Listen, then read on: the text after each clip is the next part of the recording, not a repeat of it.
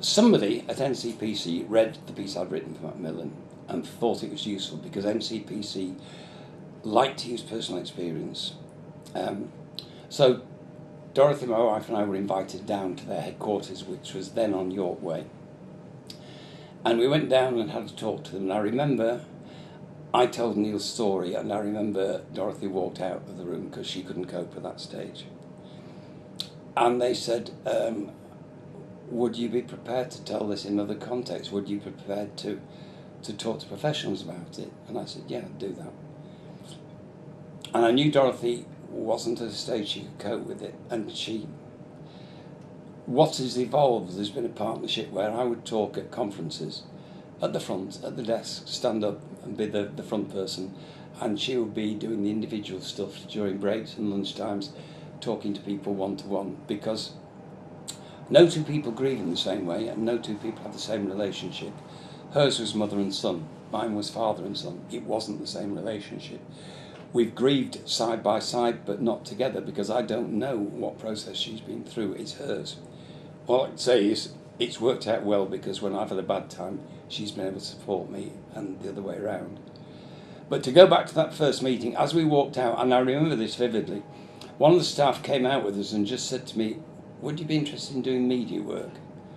And because I've never yet learned to say no, I just said yes. And then in the train back, I thought, what on earth have you done?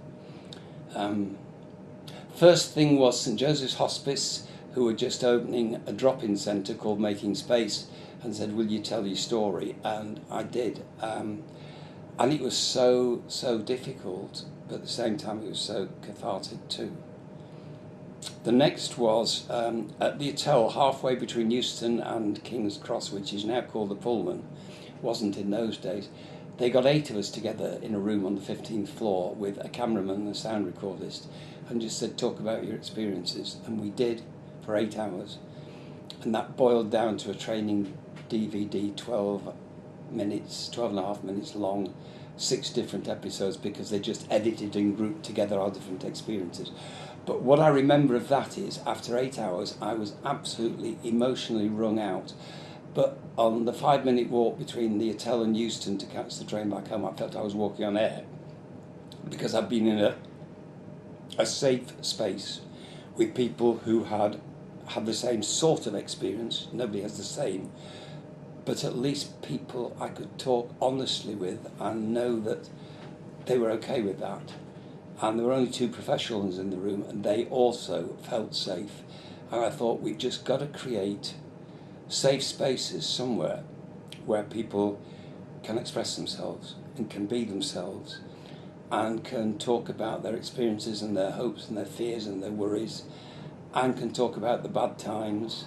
I remember Macmillan saying, what matters to you? And people said, I hate it when people say, don't worry, it'll be better tomorrow. I've got the right for it not to be better tomorrow. Don't worry, you're having a bad hair day. Maybe my hair day is going to be bad for the rest of the time. That's okay. And it seemed to me that part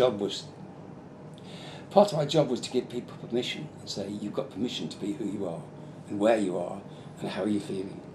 And you may not like it, but it's okay to be that. And society has no right to intervene. You have every right to be there and to act the way you want to.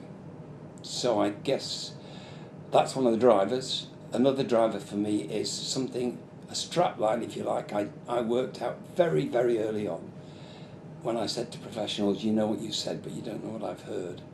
Because I've realised they don't understand the effect of the huge emotional temperature that occurs between them and patients and carers. And for them, it's part of their job. And for us, it's a life-changing experience. And we don't hear what they think we've heard. So they can go away and say, but we told you. Yes, you did, but I didn't hear it.